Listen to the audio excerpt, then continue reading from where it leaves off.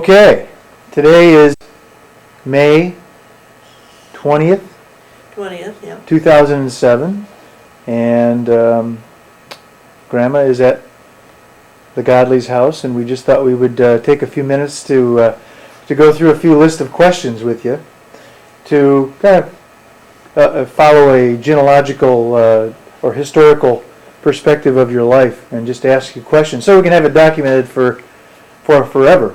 You know, so we're going to get started with a couple of questions. Are you all ready, Mom? Yeah, oh yeah. Okay. I'll ever be. Well, okay, we're going to start out talking about your childhood and your school days back when you were just a little itty bitty one. Okay. I guess first of all, when and where were you born? Born in Saginaw, Michigan, and my mother went out and did a wash, hung up the wash on the line, went inside, had me, went back out, and took the clothes off the clothesline at the end of the day. That was Just sort of everyday occurrence, huh? Huh? Just another sort of everyday occurrence. Get the whole thing done one time. Was there a doctor there, or did they bring, like, What? was there a doctor there, or like, did somebody come into the home? I really don't know. I never asked. You can't remember that far back, right? I never You just asked. know that you fell in between the chores. I guess I never asked. She just, probably not. Probably they were just, But you were born in the home or in the hospital? I was born at home. Home. Yeah, in Saginaw. Not in a taxi cab or anything like your daughter, right? No. Okay. So you said that you lived in Saginaw at the time. When did you first go to school and where? I went to school in Saginaw, but my folks lived in I was born in Saginaw, then my folks moved to Lapeer, and then, I can't remember the other city. And then my grandfather bought a home in Ithaca for my mother and dad, and then we moved to Ithaca when I was 4, 1934. And we had an iceman deliver ice daily. For your ice box. Ice box, no Mhm. refrigerator, it was an ice box. So then you started school in what town then? Actually, I started in Saginaw. My brother was 5 years older than I, Jack? and he started school, and I used to follow him to school in the mornings. And I went so many mornings that finally the kindergarten teacher said to my mother, "You might as well let her come to kindergarten because she's here every day anyway." So that's how I started my career. And then we moved to Ithaca, and that's where I started real kindergarten there. Okay. Do you remember what year that was? Probably 1935. I was 5 at that time. All right. So you started elementary school in Ithaca Mm-hmm. and Graduated from Ithaca High School, mhm. 1948. So what were your favorite subjects in school? History. Why was that? I don't know, I've always liked history. I like past, present, future. And who? That was my subject in college too, was my major, was history. Do you remember who your teacher was in high school? Well, Betty, what was her name? Dr. Budge's daughter was my 6th grade teacher. The rest of them are kind of a blur. I didn't have any that stood out particularly to me, so. I was going to say, do you have any favorite teachers? I never had a favorite teacher in high school. No? So then, what were your favorite hobbies or sports or amusements, I whatever? didn't play sports because when I was in high school, I worked at the store after school, in the drugstore, so I didn't participate. But I liked bike riding, I did a lot of bike riding, a lot of walking, but no, I didn't have any sports because I worked all the time, so. How young were you when you first started working then at the store? I was probably, I think late 8th grade, probably. Mhm. Worked at soda fountain, well, I worked the whole store, but I worked in the soda fountain mainly, but. In 8th grade. Hmm? You said 8th grade? 8th grade, I think I started working for my dad. Of course, for your parents, you can work at any age. There's no child labor laws for children Back then, huh? of parents, They can Oh, work yeah. all they want to. Yeah. Yeah, were you in like 4-H or Girl Scouts or anything like that? Well, my Girl Scout career lasted about, I think maybe less than a year.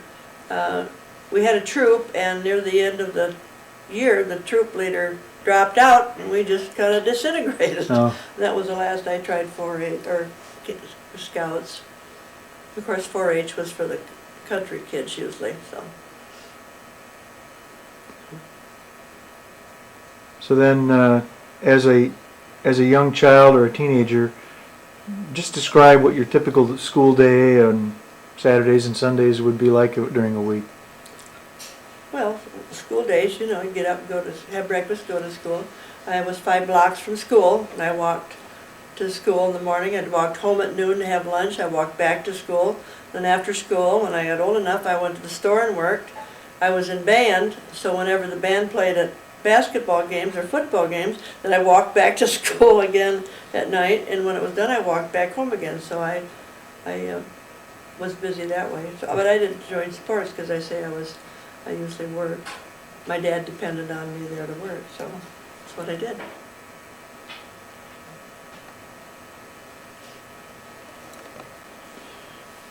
So you said you started working the soda fountain at the drugstore, which of course was a popular thing in those days. All the school kids came after school, and there would be 25, 30 kids for an hour and a half after school to wait on.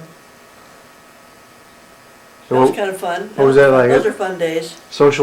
Big social scene The at big that social point. scene, yeah. You went to go to the drugstore and had ice cream and pop and soda and just a gab. Yeah, it was fun. That was the best time of the day, actually, for me. I liked that. I was going to ask you, what did you like most about it? That job? Was it because Free ice cream. Being at my father's store, I was privy to anything I wanted, and I didn't have to pay for it. So that's a pretty good perk. Today, probably not, but back then, you know, and I got paid for it. So what did you dislike about it? cleaning ice off of the coolers at the end of the week, we had to scrape ice for the containers, the cabinets where you kept the ice cream, and we always had to scrape them down because they weren't self-defrosting. So that was the worst part, because you had to scrape with scrapers and then scoop it out and clean it out. So it was really a chore. And usually there was 2 or 3 of us doing it, so it wasn't just one person. But and I don't know if it's interesting or not, but Friday nights the town was open. Everybody, every farmer, all the kids, everybody came to town Friday nights, and everybody came to the drugstore to buy their goods or have ice cream or just to meet friends that they knew. And that was, Friday nights were always fun because everybody you knew came to town. And in those days I knew everybody and their kids, and you know. And nowadays you don't, recognize a lot of people that you did know. So What was the population of Ithaca in those days? about 1,200, and it stayed that way, I think, until the last few years, and I have no idea what it is now, because a lot of people who moved away have now moved back to town, built homes, and have retired there, so I don't know what it is now. But it stayed pretty constant for about 25 years, because it's a farm community, so people didn't move in and out, you know. You had a farm or business, and that's where you stayed. You just didn't go anywhere else. So I think when I was in high school, the population of Ithaca at that time was about 2,500 people, or it might have 3,000. grown. It goes and then it wanes, I suppose. But now I'm sure it's a lot more. But, so towns enlarged quite a bit with the new homes. And so what's the funniest thing that ever happened on the job? Funniest thing? I don't know if it was funny, but we had an earthquake one night.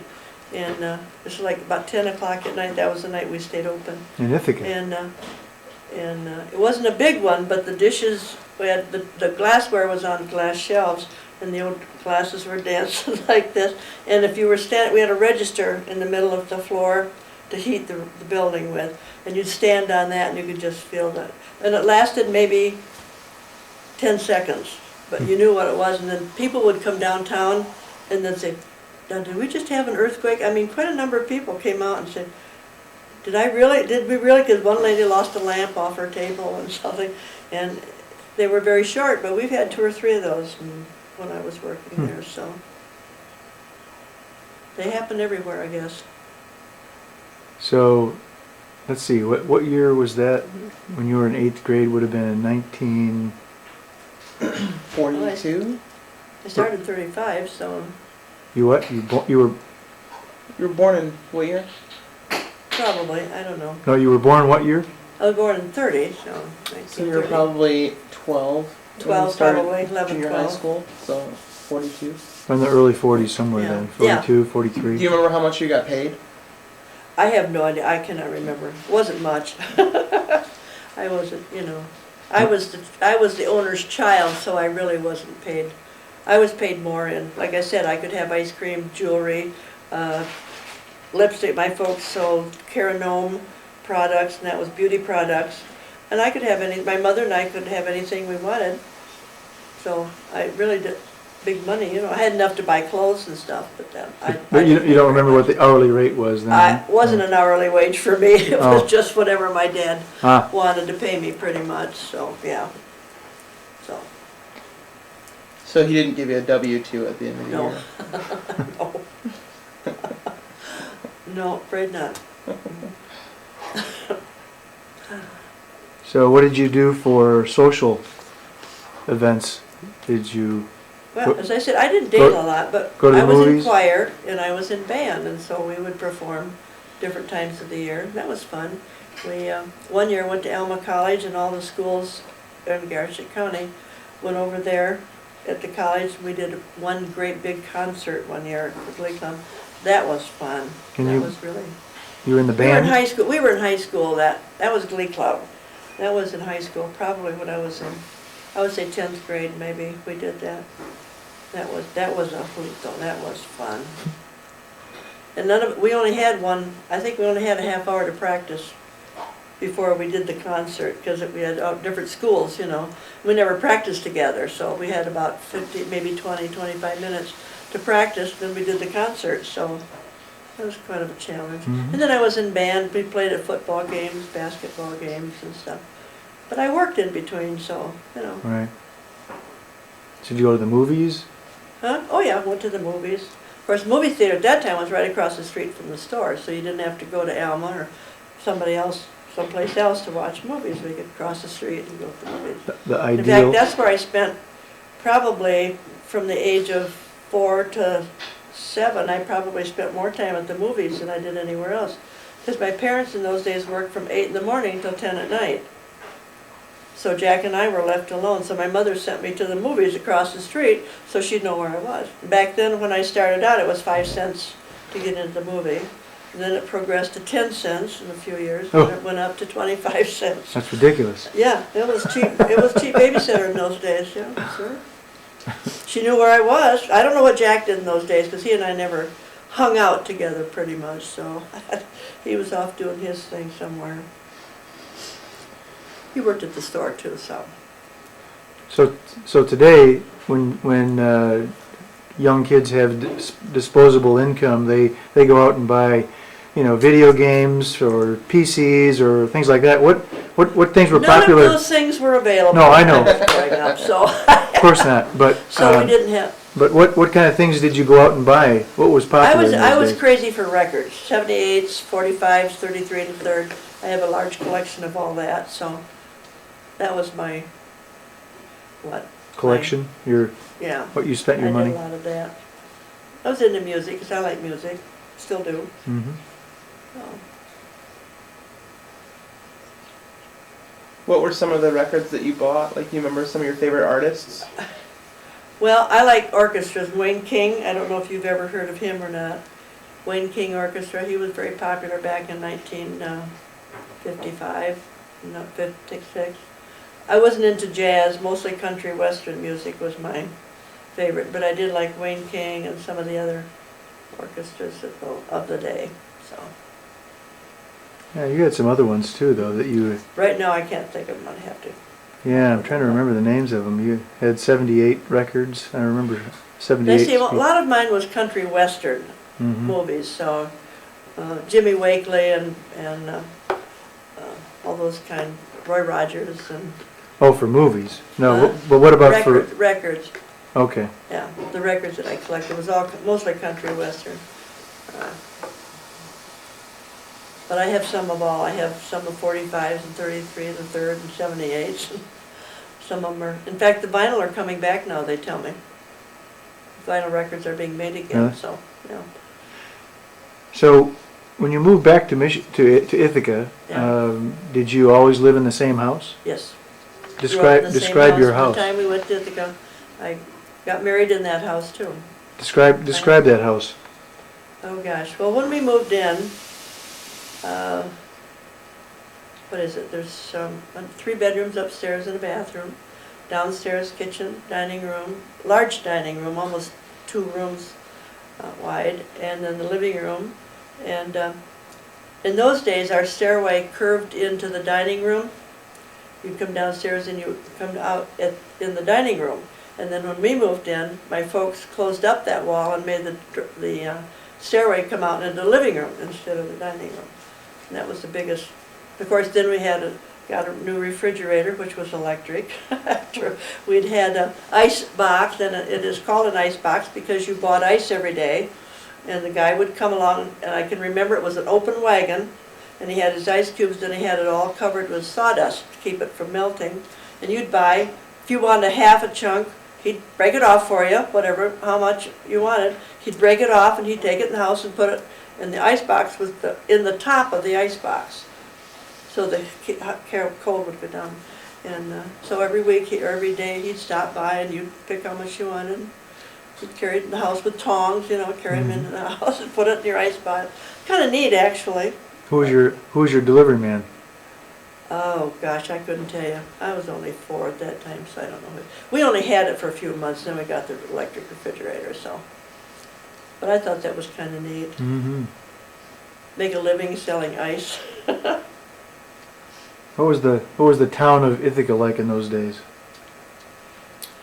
Pretty much the same as it is today. It hasn't changed much, except, of course, we had that big fire a few years ago and destroyed half a block. Mm-hmm. But That's more recent. it was, let's see, Model Ts, Model As were driven. Pictures in the 20s and 30s, Model A, Model Ts, and storefronts were all kind of the old, what do you think of as an old-fashioned storefronts today? And back then they were normal, and you didn't, it was just kind of a quaint, it wasn't like today, wasn't all modern and all glass. It was a country town, and what you think of as a country town today was what it was back then. The roads were paved, the street was paved, we had sidewalks, and all that good amenities, but it wasn't fancy like a lot of your towns are today. So. Just a country community where everybody knew everybody, and you walked pretty much wherever you went. And seems to me that Grandpa, your father, was. It seems to me that Grandpa, your father, was involved in city politics for a while. My dad was mayor for 20-some years. I'm not sure the exact number of years. For 20 years, and that was back in the days when we were all scared to death of the atomic bomb. And I remember them my dad had all the city VIPs, so to speak, to a supper, and my mother cooked the supper. I think there were 25 people there, and she cooked chicken, potatoes and gravy, salad, she made pies, she had homemade bread. She did the whole meal by herself. She loved to cook, my mother was a really good cook. Yeah. And they were talking about making plans to what would happen if an atomic bomb was dropped in America and we had to fend for ourselves. And I listened in on some of it. It was quite interesting.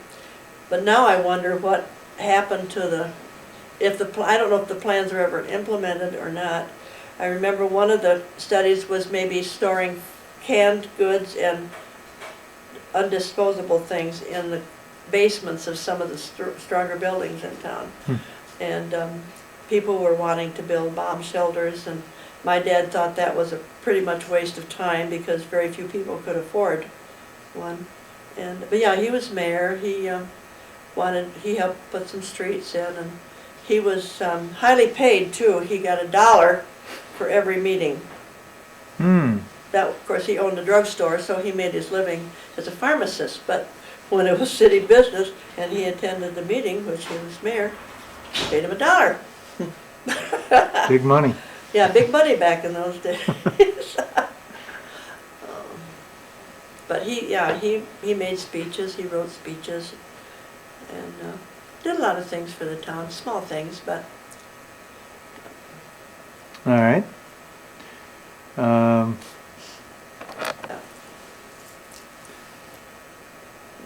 Is there what do you remember as far as the living in Ithaca, the things that you liked or disliked about it? I liked it because it was a small town. You knew everybody. You could walk the streets at night and not be afraid somebody's going to kidnap you or stab you or, you know. It became a little more, as we got older, of course, it got a little more dangerous because when you get, you know, a lot of adult kids around. But it was a very safe place. You could go pretty much anywhere. I walked at night. You know, as I said, I went to band. You know, if we played, I walked at night. I walked home. You could go anywhere off at night and not worry about, you know, not getting home safely. It just wasn't a problem back then. So when you lived there, how many guys did you date in high school? I didn't date very many. I maybe 4. But I go with them a couple of times and then I don't want any more. I was always very polite to them. I was never, you know, some people just dump you and I don't. I just didn't do much dating. Do you remember the names of the people that you dated? Yeah, Jim Whitman, you remember him? Yeah. Okay, I went with him a couple of times. Very nice guy, but I just wasn't comfortable with him, you know. And then Ernie Farr, who asked me to marry him the second date. We were still in high school. And I said, no, I'm not ready for marriage, I'm sorry. Nice guy, but I just didn't want to. So I got rid of him. And then Fred Sherman, I went with him almost a year and a half. And then he dumped me because he met another girl in his grade. And is that the builder? in fact, they have been married longer than my husband and I were married. Because they got married a year before I did. He the guy that built your house? What? Is that the Fred Sherman that built your house? No, that's a different family altogether. Oh. I think they're related, but they're not immediate family. No. Mm-hmm. Yeah. Okay. And how did you and your spouse, Dad, Norman Godley, meet? Well, actually, we knew each other from high school. I didn't date him, but we knew each other from high school. And after I got my job as a teacher, that summer I didn't have anything else to do, so Shirley Rutt and I used to run around with the movies and, you know, just drove around, because I had a car then, and we drove around just for fun, you know. So you actually had gone to college and got your teaching degree then, or before you met Dad? No, well, let me go back if you want me to. Yeah. I got out of high school, I went to Central for half a semester, and I hated it so much, I quit. So when I got home, my dad's face went about this long. He was really disappointed. And I wasn't ready to go to college, and I said, well, I better go. And I didn't want to go, which is a bad thing. If you don't want to go, don't make somebody go. And my parents didn't push me to go, but I felt I should go, you know. So I went to college, and I didn't like it at all. Of course, I'm a homebody, and it was hard for me to be away from home, you know. I just was. So anyway, I went back home, and that summer, Don Baker, who lived across the street, was superintendent of the country schools. Mm-hmm. Well, Ithaca too, I guess, the whole county, anyway. And he came over to my house one day, and he said, there's one opening in what you call county normal. It was a school that the county came up with, and Central, where they were together. And if you went to county normal for 1 year, you got 3 credits. And then if you taught 2 years and got 6 more credits, then you could get your certificate renewed for 2 more years. If you got 6 more credits, then they would renew it for 2 more years. So it took me 24 years actually, between having that, having 6 children. It took me 24 years to get my degree, but I got it. And I went Cool. 10, in fact I got 10 points, or 10 points or whatever beyond that. I only got 12 more hours I could get a master's, but I got lazy after that. But anyway. But then I went to county normal, and that summer after that I got a job with the Ithaca schools. In fact, I applied in Ithaca first, and then I applied at St. Louis, and the superintendent in St. Louis said to me, You might as well take your resume with you, because he said, I can't hire you because I didn't have a full 4-year degree. And back then, you could have 1 year of college and be hired if they needed a teacher. But the law was getting more strict all the time, and so, but you had to exhaust your other list before you could hire someone that was not certified. And so I went over to St. Louis, and I gave him, and I said, no, I said, I come over here to give it to you and talk to you, see if you had an opening. And he said, well, you might as well take it back home with you, because he said, I cannot hire you. There's just no way I can hire you. So I go home, I barely walk in the door, phone rings, it's Mr. Secor, who was our superintendent, and said, the job is yours if you want it. So I said, yeah, I do. So not 10 minutes later, the superintendent from St. Louis calls me and says, the job is yours if you want it, about 10 minutes after. And I said, I'm sorry, I said, Ithaca beat you to it.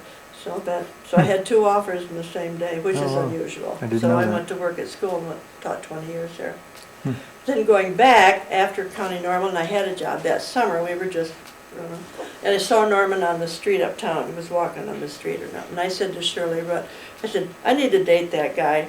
So he worked out at Johnson & Sons, which is a farm implement dealership, and that's where he worked. So I wrote him a note, put my name and address, my name and phone number, and I put it in his car, and then we took off. And that night he called me for a date. So that's how we started out. And then when I was telling Lindsay about it, she said she's the one that started going with Ben. She asked him out. I was going to say, they're saying things Runs that in the women are more family, I aggressive today, yeah? Yeah. But we knew each other from high school originally, but yeah. So that's how we met. Yeah. And then, of course, Uncle Sam called. I had a job that fall at the Barnes School in Ithaca, and I was teaching, and he came out, I don't remember, October somewhere, and said, I have a letter from Uncle Sam that says, I want you. That was very popular those days. How long He had you dated at that point?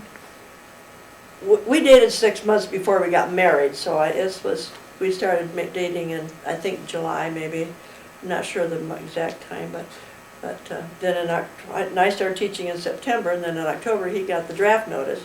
So he came out at my recess time and said he was going to be drafted, and I said, quote, you're not going anywhere until we get married. And he said, okay. So that's how we planned our marriage. And so on December 23rd, we invited my school board, who, by the way, thought I was pregnant and had to get married, because a lot of girls did that in my time, So I know they, especially Florence Smith, you remember Florence? Flo? Yeah, and there's an interesting story there too, but anyway, he said, okay, so I invited the school board. Uncle Will was alive at that time, and his mother was alive, and we had all family, and some of my friends, and we got married at my mother's house. And our minister On what that day was married it? us, God, I can't tell you his name now. He's been around for 25 years anyway. We were his first real wedding. In his training, he had mock weddings, but we were his first wedding ever. So. The rookie. And then we got done with the ceremony, and someone said, the way you said your vows, Norm married Norm, and I married myself. Oops. That was in the stuff. I said, I don't know. I don't hear that. I don't know what they said. All I know is what I said, and evidently somebody else interpreted different. But anyway, because he was going to go overseas, and so. So you didn't have to do the wedding over again? You didn't have to do the wedding over then, right? No. No. Good. So anyway. There we go. So anyway, that's how we met and how we got married. And then the 3rd of January, he took off for Texas. Fort Hood, was it? Fort Hood, Texas. And the day they got there, they all had wool coats down to their ankles. And they got down there, it was snowing the day before. The day they got there, it was in the hundreds. It had changed that. And they all arrived there in these long wool coats. Not a good place to be. Yeah. So going back to your relationship with Dad, what attracted you to each other? I don't know. Just saw him in the street and decided I wanted to go with him. And a few days, and then we knew we were. Thought he was a good-looking dude. What? You said you thought he was a good-looking dude. Yeah, Sure, sexy, look, Come on, Good answer. Give him a little credit. a little sexy, yeah. Just a little, yeah. I mean, I wasn't looking for anything serious, you know. At first On a anyway. date, yeah. Yeah, that just 6 months later. Well, a couple, 3 weeks later, we knew we were, you know, hooked. In fact, to be honest, his mother bought me my wedding ring. He borrowed $25, so that was my wedding ring was $25. I can relate to that. And we paid her back, yeah. So we were So can I. both broke pretty much. I don't think it's any different today, because you hear about couples on TV and they got married with no money and, you know, just how they had to Not a lot changes. suffer. Nothing has changed, nothing. Everything is Except the for same. inflation. Or things return to the full circle, you know, Yeah. today even, so. So do you have a favorite incident during your courtship that was either funny in an ordinary way or embarrassing then, but funny now? No, not particularly. Nothing happened. Nothing Huh? is spectacular. No. Norm didn't make any grand gesture. No. Not really. But there wasn't we didn't have a movie theater in Ithaca anymore. There was no, When? back when we were dating, I said there was no movie theater. Had to go to Alma, I wasn't there yet. It had left. before he left for the service, yeah. There was, No, but the Ideal Theater in Ithaca wasn't there yet at that point? Ideal Theater was not there anymore. It had burned. Oh. It burned out. Didn't burn down, but it burned out, yeah. So they didn't rebuild it, There's so, yeah. Bowling alley, you know, you could go bowling. Oh, yeah. There was a bowling alley Bowling alley was upstairs. started there. Well, there's one upstairs over Dr. Brown's, Dr. Brown, the dentist, was up there, the bowling alley. And, of course, that all disappeared when the building burned, Hmm. so. But, yeah. Then we built one out, here, from my east of town. So, It was popular for a long time, but back then, just it was, when the one over the one that was upstairs was closed for many years, so that wasn't available when we were, right after we were dating, that wasn't available anymore, so. Dr. Brown was gone, he had passed away, and so Mhm. nothing was up there anymore. So what was your relationship like with Dad? What would you say? You hung out all the time together, wanted to be together all the time before he left for the service, or what was your day-to-day We'd go to life the like? movies, just, Winna, my best friend, she came up and she dated Dick Glenn, and Norm and I, we double dated and that was a nice fun evening, but wasn't much to do actually. I'd go down and go to the movies or drive around or whatever, you know, so. When did you meet the rest of Dad's family? Meet who? The rest of Dad's family, of Norm's family. Norm's family. Well, I met his mother, you know, I knew her. And Violet and Arlene lived with Norman and his mother for a while, and when he was home. Arlene did too? Mm-hmm. She did for a while. And Norm's mother got sick then, and they both moved, and Norm did the cooking and cleaning and took care of his mom, because they were just the two of them. But, you know, and we went out to Lowell. In fact, I've forgotten this. When we decided to get married, we went out to Kenny and Violet, and they lived in this little shack of a house over in Lafayette Township. And 11 o'clock at night, we woke them up to tell them that we were going to get married. They really appreciated that, I'm sure. Anyway, that was fun. But yeah, I met, went out to Lola's and Bernard's. And So you got married at Grandma's house, Grandpa and Grandma's house. Good one. Home, yeah, in Ithaca. And what was the address there? 310 South Main Street, Yeah, Ithaca. okay. Yeah. And I went to town that morning to get something, I don't remember what, and Dick Glenn, who was not married at the time, offered me a ride home 2 blocks. We lived 2 blocks from town.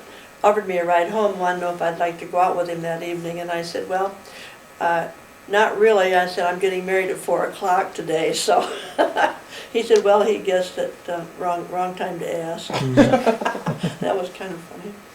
But So you got married in their house. Was In that the house. was that typical of what weddings did at the time, or what people did for a wedding at the time, or? There were some that did it, but mainly the reason we did it is because we wanted to get married before he went overseas. And I asked my church in Ithaca if we, now remember this is Christmas time, December 23rd, and I asked our minister if we could have the chapel, 20 minutes, maybe half hour. And he said to me, no, I can't let you do that because the choir has to practice that day. So we decided we'd get married at my mother's. My mother said get married here, and so we did. That worked. But yeah, but the church, we couldn't have the chapel for 20 minutes because the choir had to practice. What did everybody wear? Did they get all dressed up, or? No, not really, more or less street clothes. I had a nice dress, but it wasn't a fancy dress. It was satin with little black dots on it, and buttoned up the front. Very pretty. And he wore a suit which pant legs dragged the floor about 3 inches. They were too long, and it was funny. I have pictures of that. And but yeah, it was just mostly regular clothes. It wasn't a fancy. I didn't have I had a nice cake, but it wasn't a real fancy one. And Dick's studio took the picture and took our film. Mm-hmm.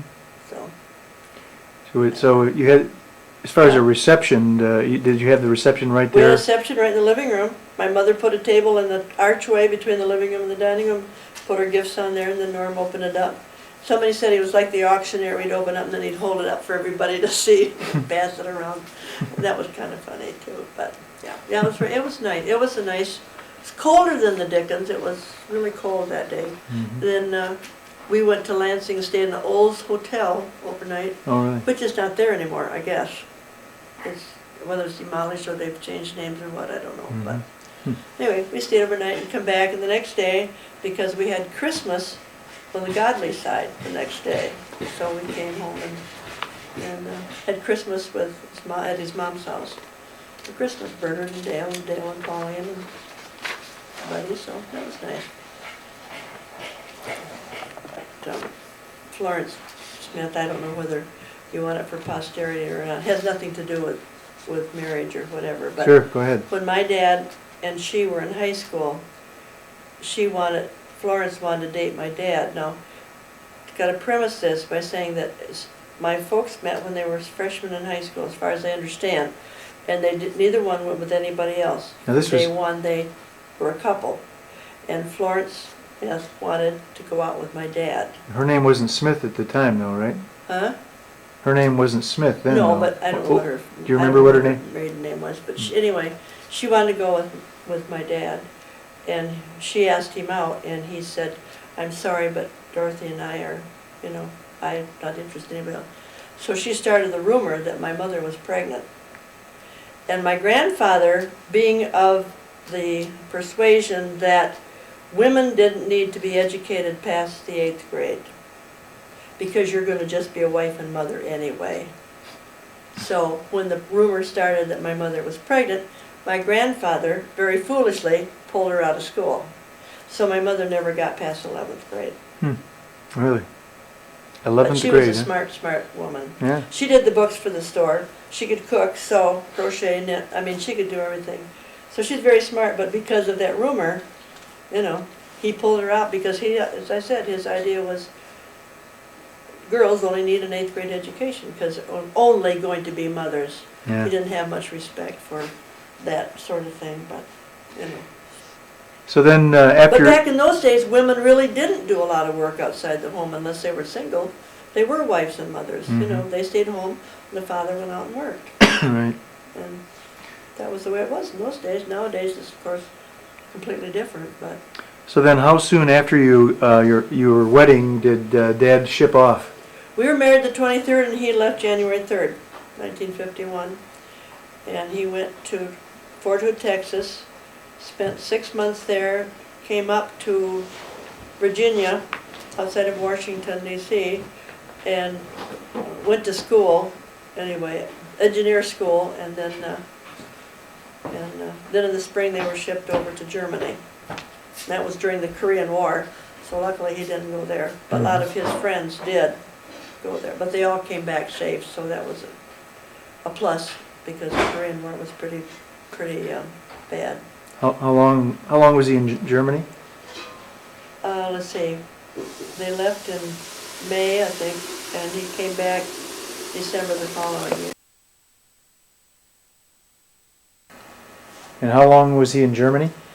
He left Texas in May, I think it was, and he came back the following December, early December.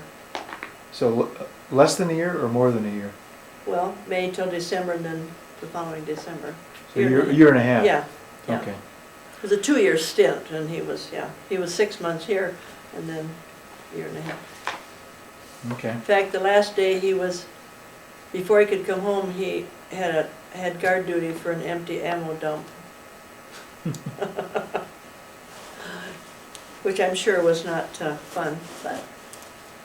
So then, when he came home, he was out of the service. When was that? Well, no, he was still in the service for a few days, and we had to go to Battle Creek to muster out. And I can't remember the name of the base there, but Custer? yeah. Fort Had to go Custer. there and get his final papers for discharge, yeah. So, but, yeah. Okay, I didn't know that.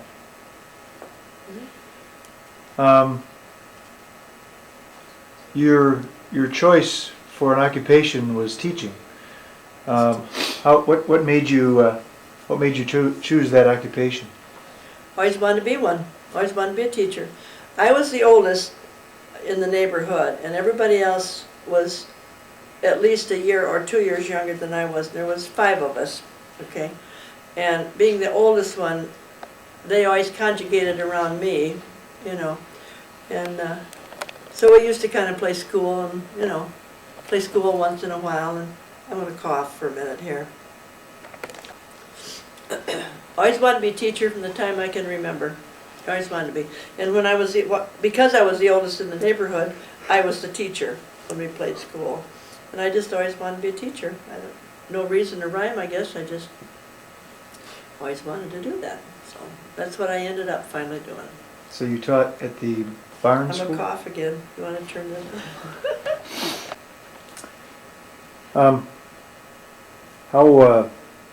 What did you especially like or dislike about your job, your teaching job? Happy to get up mornings because I'm not a morning person. That was the hardest part. But I like teaching. I really did. I did it for 23 years, so must have liked something about it, you know. So. How much did you make? How much did you start out at in making in your first full-time job? My first year of teaching, I made $1,900 and about $20 for the year.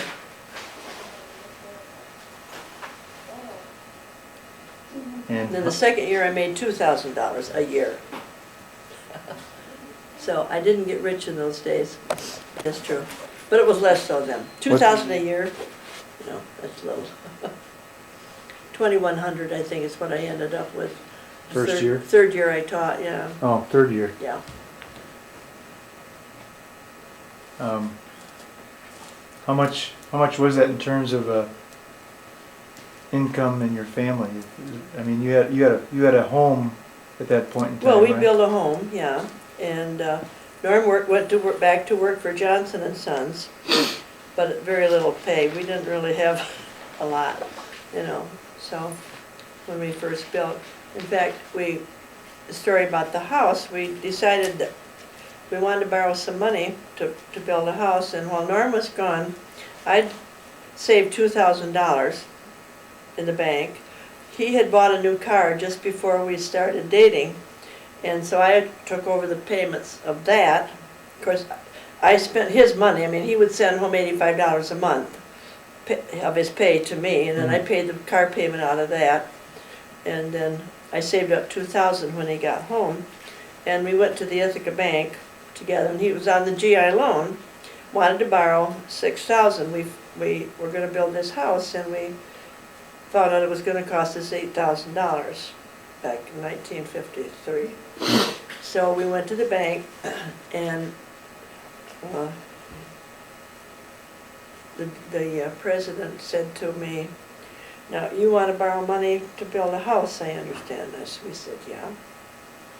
And he asked Norman, he said he'd just come back from Germany, you know, in the army, and so the bank president asked us a few more questions, and he said, we told him what we wanted. And of course, in those days, the GI Bill, if you borrowed money, the government would pay it if you reneged on your loan. It was guaranteed, was a guaranteed loan, in other words, to the bank. Mm-hmm. And anyway, the president came back and sat down and handed us a check, and he said, "Now, I want you to know the only reason you're getting this money is that your dad has been in business for 50 years in Ithaca. Otherwise, you wouldn't have gotten the loan." That was his only speech to us. But we got the money, and we built a 2-bedroom home for $8,000. And we moved in, Karen was born on the, 14th of November. We moved in the night before at 6:30 in the evening, and she was born at 9:15 the next morning in Elmo. Good timing. So we timed that really well. But my mother did all the painting. She painted all the rooms. My mother bought all the curtains, sewed all the drapes for us to move in. Wow. She did the whole, because I was pregnant with Karen and couldn't paint and stuff, you know, so. So then your Right. income was $2,000. How much was Dad's at that time? Do you remember? No, I have no idea. It went farther than it does today, I think. Oh, sure, yeah. but I mean, I'm just trying to Yeah. get an idea relative to an $8,000 house, you know, what your income was, so. I don't know, I didn't compare it too much, I Yeah. guess, to know that, but it cost us $8,000, and Mhm. which was pretty good in those days, you know. We added on a sunroom about 7 years ago up here in Mount Pleasant. A little tiny room cost us $10,000, just one room. So, you know, a 2-bedroom house for $8,000 was pretty good in those days, so. And what car did you have then? Oh gosh, I couldn't tell you. It was Norm's car. A Ford. It was an old Ford. I don't think, remember. from- You'd have to help me look that up, because I don't remember. I have a picture of his car earlier than that, but, and I guess I do have one. I might have to get it out sometime and get it out for you. What, Because I don't know one car from another, so Right. anyway. so what, over that period of time, what historical events did you remember witnessing either in person or on TV Well, later or on, we radio? had Armstrong go around the world in a rocket. Mm-hmm. Remember that? Mm-hmm. But kids were older then. I mean, the kids were, we had 6 kids then, I was older. But, you know, I was 18 when Jack's first wife, or Jack's ex-wife, lived with us. She bought a TV set. And that was when they were just coming out for home use. Mm-hmm.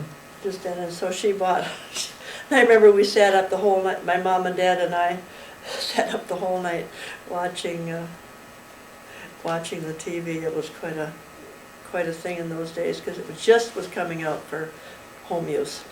So that's quite spectacular, really, when you Yeah. stop. But it's kind of puny to think of all the things that have come now, like your computers and TVs and iPods and bluebirds or blueberries or blackberries and all this other. Anyway, but that was the most spectacular, I think. And then the birth of my children, of course, Mm-hmm. was first it was on the okay. list there. Yeah, that was second. Well, we're going to talk about that a little bit. First of all, religion. How did you choose your particular denomination?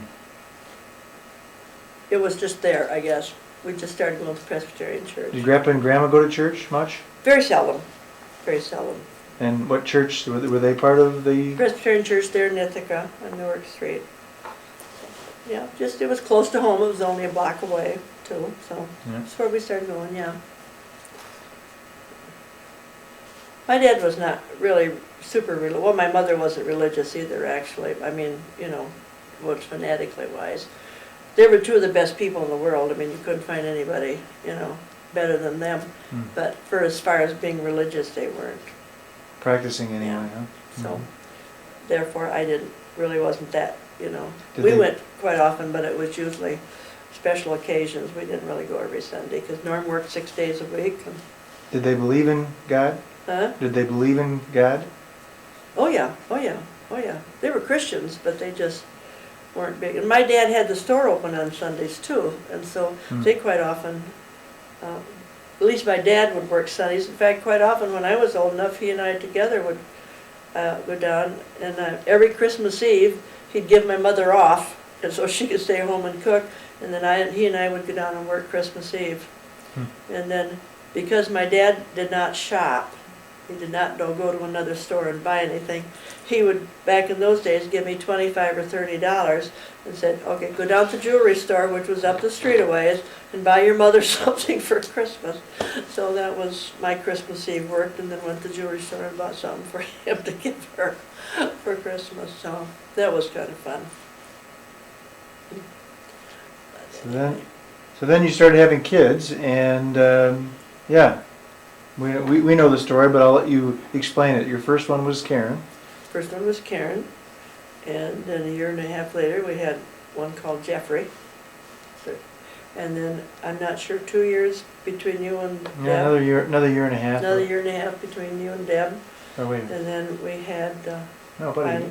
yeah, Her birthday's in April, mine's in May, so I guess Yeah. it must be close to 2 years, yeah.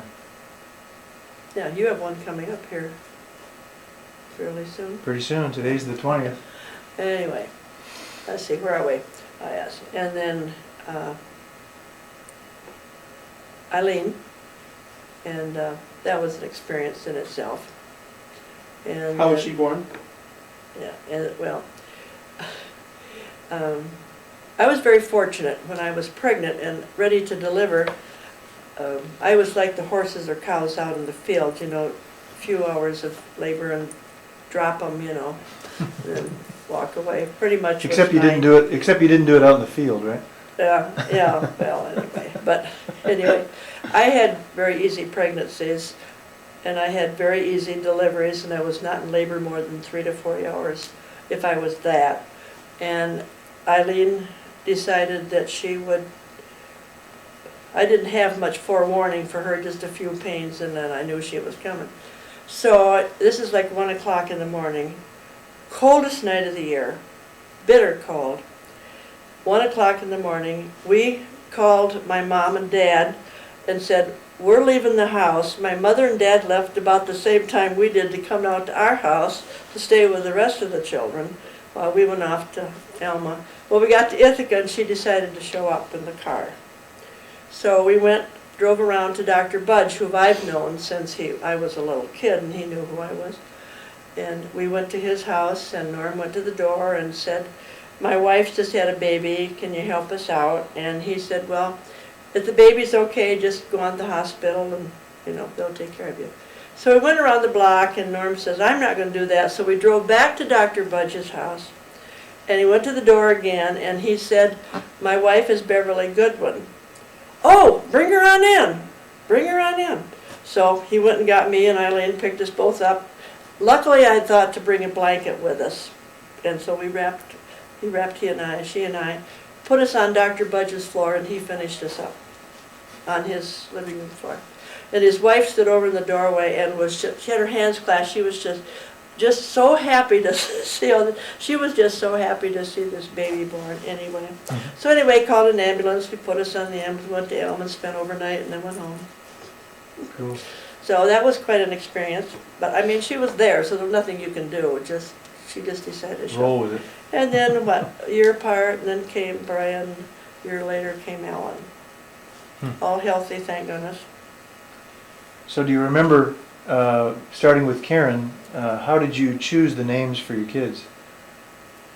Let's see, Norman picked Karen's name. I picked yours because there was a movie actor named Jeffrey Lynn, really good looking, dark, tall, dark, handsome, really good looking. And his name was Jeffrey Lynn, so I got to pick that. Because I was tall, dark, and handsome, of course. Huh? Because Yeah, anyway. yeah. Yeah, and then Debbie, I think we picked that together. We looked through a book of names, you know. We picked Debbie's, and then, I can't remember, I think Norm named Brian, and then I named Alan.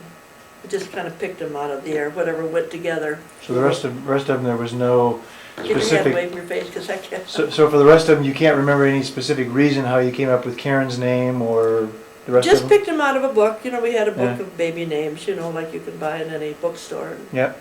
Or we liked a name we heard or something, so there was no particular, you know, spending hours and weeks, you know, trying to figure up a name. We just got some that came together really good, and that's how we did it, so.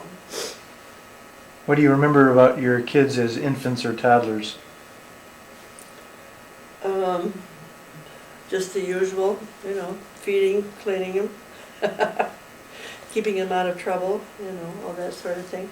Nothing, you know, none of them were ill or had any physical problems or mental problems, and so it was just a normal. Of course, we didn't have, early on, we didn't have TV, so we didn't have an entertainment center like everybody has today. We just didn't, so.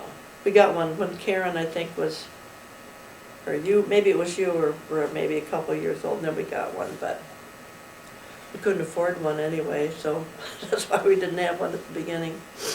Any funny stories that you can remember about each of your kids? Not particularly. When you're busy raising 6 together, it's kind of hard to pick out. I know you and Karen ganged up on me one night. You went out to the driveway, at the end of the driveway, and there was always a puddle at the end of our driveway, if you remember it or not. Mhm. After a rain, we always had a puddle there. Sure. And you and Karen decided you'd go out there and fool around in the puddle. And so I went out and got you and brought you in the house and gave you a bath and I didn't spank you or anything, I just brought you in the house and cleaned you up. And you had bunk beds, and Jeff was on the top bunk, and I walked in the door to his bedroom, and all of a sudden his foot went right that at me, hit me right in the head. Yeah, he doesn't remember that, but I do. And he didn't do it on purpose, he just happened at the same time I walked in the door, he just spread out, and I saw stars for a couple of seconds, but then, you know. But they ganged up me that night, they really didn't want to mind or anything, you know. But that was short-lived, but.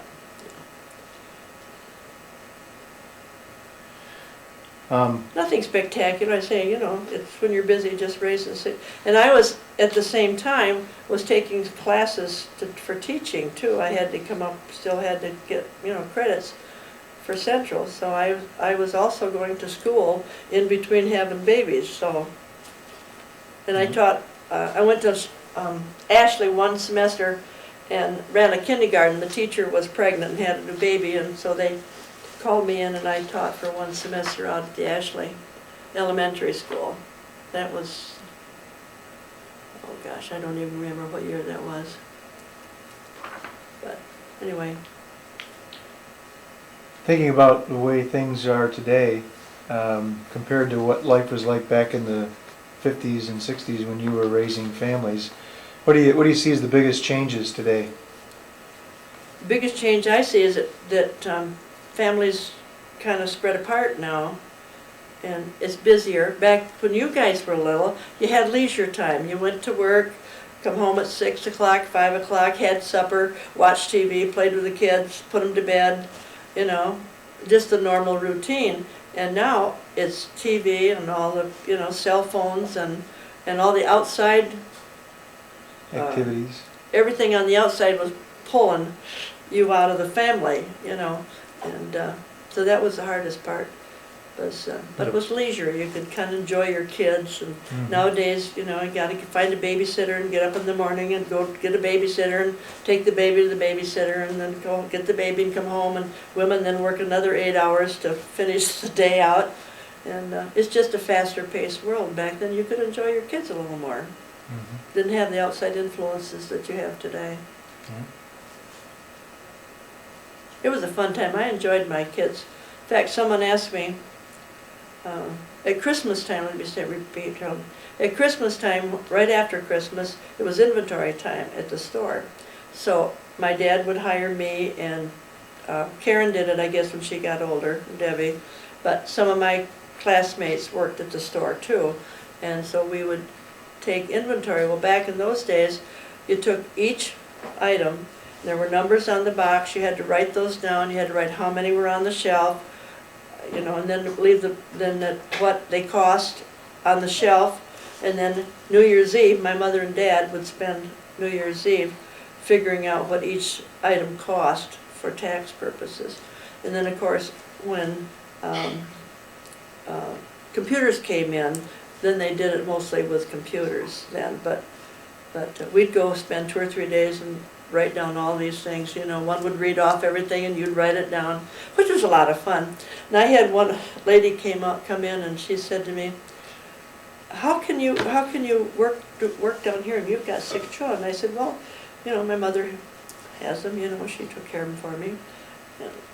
And she said, well, won't you be glad when your kids are all out of the house and you can, you know, do what you want to do? And I said, no, I enjoy my kids. I don't want to kick them out any sooner than I have to. I said, I enjoy my family.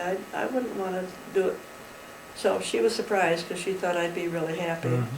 Because I know people, I have a cousin's wife that took care of her own children, but when their children were having children, she said, now, I'm not a babysitter. I'm not going to babysit my grandchildren, so. That life is different today than it was even 40 years ago. As far as inventions, that's. Okay. So what's something that you wish you could have What? done? What's something that you wish you could have done, or something that you've done that nobody knows about you? My life's an open book. There's nothing that I've done. You never wanted to skydive or anything? No. No. No, I liked heights as a child, but to skydive, I'm sorry, A little over the edge, that was not something I really wanted to do. so to speak. Of course, snowboarding was unheard of then.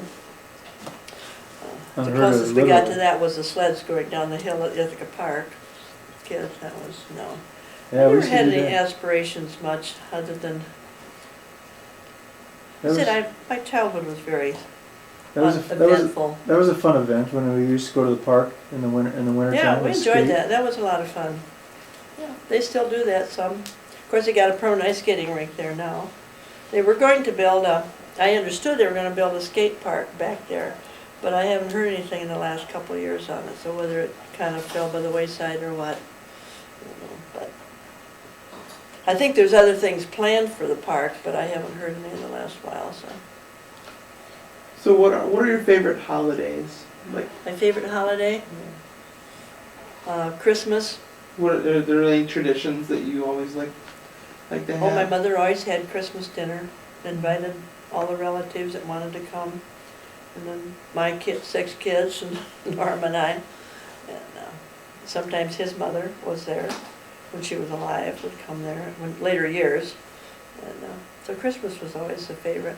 Is there any like tradition, like favorite meal or something like that it was always prepared? Or of course Thanksgiving was what pretty much today, turkey and Yeah. dressing and gravy and salad and pumpkin pie, and you know, that hasn't changed much through the years, although the cooking shows make it look like there's a lot of new things you can cook for traditional, but of course being a Protestant family, you know, there's just certain things, you know, if you were Jewish or Muslim or something else, then you have different foods, but being Christians, we were, you know, Christmas was the same thing, either had turkey or ham or whatever, and you fixed the same things that you would normally do. And there's none of them that we still don't use today, so.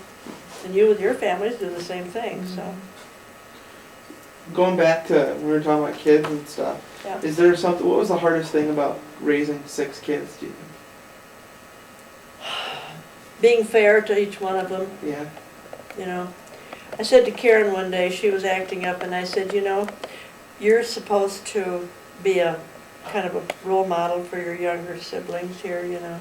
And she said, oh, you mean I got to be good all the time so that they won't be? I said, well, it would be kind of nice, you know, but the hardest thing was being, and I don't know that I was ever unfair, but that's the hardest part when you got several kids, because the one thing was, oh, you like them better than you like me, you know, or how come they get to have this and I can't, or how come they can go here and I can't, you know, those little things like that, which, well, you're not old enough to do this or to go there, you know, but that's not the answer they want to hear. But that was my biggest problem, is being fair to each one, and Be a tough balancing act. yeah. What, talk to me about the car accident. I know that The was car accident. a pretty Well, let's see, it was Rough March situation. Madness, which means basketball Yeah. schools were competing for the top honors. And Debbie's friend, I can't remember which one, she lived in town, called up to Deb and said, Deb, hurry up, I heard her say it, hurry up and get to town. We got to get to the basketball game. That's the words I remember, is hurry up. Okay, Norm had fixed some supper and had put, I think it was hamburgers in the oven to cook for us for supper. And gentleman came to the door and said, your kids have been in a car accident down at the corner. And so we, of course, we rushed, got in the car. And of course, in the meantime, Jeff had come home from college. If he'd have been another 10 minutes later, he wouldn't have been in the car, but because he came the wrong spot at the wrong time, I guess, he was in the car with the other four. And got down there, Who was all in the car? Huh? Who was in the car? Jeff and everybody but Karen. Yeah. Karen was married, and so she was living in her own home. But there was Jeff and Debbie and Brian and Alan. Eileen, Brian, and Alan were in the back seat, right? You were in the passenger seat and Debbie was driving. And according to her story, these kids, and I don't know, maybe you can verify it, that these boys were in the car in front of her and stopped real suddenly. Mike Allen was ahead of us, and Debbie was in a hurry and went out to pass him. Yeah, she went to pass him. And he was stopping at the corner, as it turned out, and she didn't see if he had his left hand turn signal on. Okay. I didn't know. I don't remember whether he did or didn't, but he was apparently getting ready to turn left. Oh, okay. And she swerved out to pass him, and the Ryan Smith kid was coming. Yeah, Ryan Smith was coming in a dip in the road, and then he got to the crest of the hill, and Debbie was out in his lane, and they crashed. So we got down there. Jeff was out at the barn wandering around. Alan was in the back seat with a broken wrist and a broken elbow. Eileen had a head injury, although it was internal. It was nothing. She had not a scratch on her anywhere, but it was internal. She hit her head really hard. And then Brian had turned out some of his ribs pieces had broken off from his rib.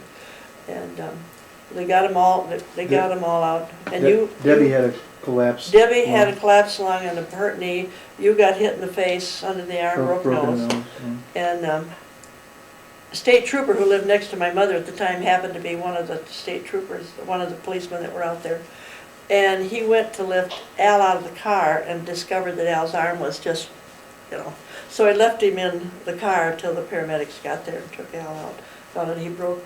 In fact, the only thing that was holding his elbow together was some skin, and then he broke his wrist. So, but they were all alive. This Brian Smith boy was hurt very badly. His worst was throat injury. He got hit in the Adam's apple area. He turned out okay. All of them did, but he was hurt too. So it was a pretty dramatic night. Well, anyway, we got over at the hospital.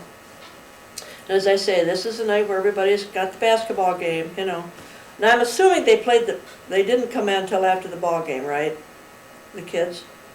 I think the kids went to the game, heard of the accident, and after the game was over with, about 50 kids came into the Alma Hospital. About 50 of them from their classes, and wandering, where's Brian, where's Karen, or where's Jeff, and everybody was from. And this little old gray lady was probably 70, 80 years old. And she said to one of the head nurses, the head nurse came out, and I think it was Margaret Hooper actually, And this old lady was crying, and she said, I tried to stop them, I really tried to stop them, but there was just too many of them. And so she said, well, you know, that's all right, you couldn't have stopped them anyway. But the kids were very good. They weren't yelling, they weren't running in the halls. All they did was ask where the kids were. They wanted to go see them, make sure they're all right. And then they all left as fast as they came. It was really weird, you know. But they all just, that's all they wanted to do, was see them all alive. Then they went on. Just left just the same as they came. Like a swarm of bees, you know, comes in and then all of a sudden it's gone. So that was quite a dramatic night. Norm, I thought, was going to lose it completely, but that was bad. It was a hard night. But when I saw they were all okay, you know, they all weren't on the verge of death, then you can say, okay, you know, they're all going to be okay, you know. So it was a long road, especially for Alan and Eileen, because they were the last two to stay in. And poor Al, they fixed his elbow, they fixed his arm back together, they had a sling from the ceiling on, and his arm was like this in the sling, and then they had another one for his wrist, so his wrist was free. Now, they never tied it down or put a cast on it, so for 6 weeks he's up there like that. And then Eileen was in there longer because of her head injury. And so the kids were all home but her. She was in a coma for like a week. She was in a coma for like a week, I think. Eh? Well, she was kind of out of it for about 2 weeks, really. But she started coming out of it about the end of the second week. But yeah, she was a week and a half at least. She was pretty well out of it. But I think there were a couple of days, and she was in ICU at that time, and Al was too. Well, I guess no, he wasn't either again. Anyway, she was, and went in to talk to her, you know, and I took her hand and I said to her, and I said, because she was unconscious, she wasn't with it, and I squeezed her hand, I held her hand, and I said, if you can hear me, squeeze my hand, and she did. So when I saw the doctor in the hall, I said, is that a good sign or isn't it? And he said, yeah, he said that doesn't mean she's out of the woods, but at least it's a good sign that she can hear you and is, you know, communicate. But she was there probably, I'm going to say probably close to 3 weeks. I'd have to look up, but because she couldn't remember, you know, couldn't remember anything, didn't know what day it was, didn't know what year it was, didn't know the doctor when she saw him. And I said to Dr. Johnson, she's only seen you 3 times in her lifetime at his office. How would she know you? And as far as the year and the day, I said, sometimes I can't remember what day it is, you know. But he didn't want to release her from the hospital because she wasn't remembering him or the day. So I called Jack up, and he called Dr. What is his name, from Saginaw? He's a bone man. Anyway, I had Jack call him, and he said to Jack, he said, she may be 5 to 10 years before she'll remember. She was bleeding in the brain. And he said it might be 5, 10 years before she'll remember anything. But that's not going to be unusual. And he said, send her home, let her go to school, even. He said she won't be able to learn anything, but it will become familiar territory. Have her go to class, and she was going with a young man at that time who took her to class, and she had medications that knew it. He'd take her to the office so they could give her medication. And that's what we did. We finally, and she'd call in the middle of the night, like 2, 3 in the morning, crying she wanted to come home. She didn't know where she was, but she knew she wasn't home. And after about a week of that, I said, this is ridiculous. So that's when I called Jack. And so I told Dr. Johnson I wanted to take her home, and he said, well, I can't release her. And I said, why can't you? And he said, well, first best, she doesn't know who I am. And I said, well, that's not a reason to keep her. Well, she doesn't know what year this is or what day this is. And I thought that's kind of it. So after about a week or so of her calling home in the middle of the night, crying, sobbing, wanting to come home, Dr. Simon says, send her home. If she's not, they're not doing anything for her. They're just keeping her there. They weren't treating her other than, bed rest and feeding her. And so I went over there to get her, and he said to me, now, I'll sign her out, but he said, if you take her out of here, he says, I'm not gonna be responsible for her care. And I said to him, I've taken care of her all these years, and I said, I'll take care of her the rest of the time. I'm not expecting you to be responsible for her, I will be. And he signed the papers to let her go, but he didn't want her to go because she didn't know who he was or what day it was. My dad says, the only way I know doctor is when he comes in the store. It's the only time and I have to ask him who he is. So it wasn't like he was well known in town and, so.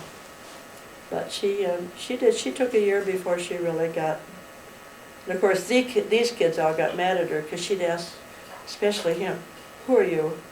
And then she'd ask 5 minutes later, who are you? He did that to her. I don't know how long she did that, do you? Long time. Now, I didn't do that to the other kids that I remember, but she was always asking him, who are you? You know. But then I said, she was homeschooled for 2 weeks, and Mary said, you might as well send her to school. You know, she's going to do what she can do.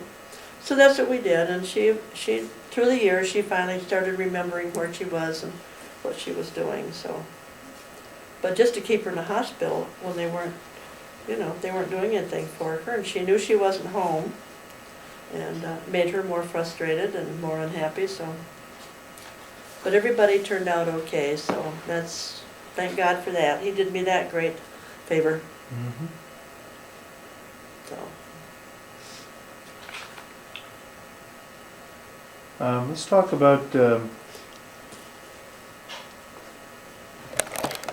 know, look at them strange or think they did something to them. Anyway, the Rhinesmith family sued us because the boy was hurt very, very badly, and they wanted $200,000. And we had just mortgaged our house for Norm to buy the building up in Mount Pleasant. So there was no money. We owed on the car, we owed on the house, we now owed on a building, and the lawyer said to them, you know, they don't have $200,000. And accident at that time was, per person was $25,000. That's all you had to have to cover injuries of somebody in the other car. So our insurance would pay out $25,000 per injury. So after a few weeks of haggling, the family took the $25,000 because we didn't have that money. There was no way we could have sold everything and got it, you know. So they decided to take the $25,000, and the young boy bought 2 motorcycles and a car with it, which was very foolish. But then he had to sell a couple of them, so he had money to whatever. Anyway, I got a phone call from my lawyer about a week later, and he said, you'll maybe get a kick out of this. He said, the parents were back in my office today and want to sue you for the rest of the money. They couldn't do that then, right? And he said, I told him, you took a settlement. You agreed to a settlement. You can't now go back and sue them for the rest of the money. Mm-hmm. So he thought I'd get a kick out of that, which it was kind of who was the attorney? The big shot in Elmo. Can't tell you what his name is. Goggin? Or? Huh?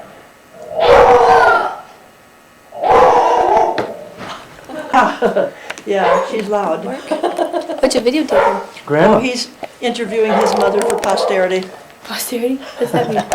Just Just a history of old me time's and my sake. kids and my husband and my children and things that happened in my life and I got you, man. Gotcha. what new inventions we have since It's only the me. horse and What's buggy the matter, days. Zoe? Zoe, it's Sarah. Oh, she'll Got let tail you between the know. legs? Huh? You got her tail between the legs? You got that on, you know. Oh, yeah. Hey, got so big. There's Owen. Isn't he gorgeous? Hey, dude. Isn't he gorgeous? Hey. What's going on? He's had a nap and a full belly, so he's a happy boy. He's such a big guy. Isn't he He is big? big. He's such Look a at those big legs guy. on him. Yeah. He could be a wrestler. What's going on? Hi. He's wondering what you're doing. Are you awake now? I'm sorry, sweetie.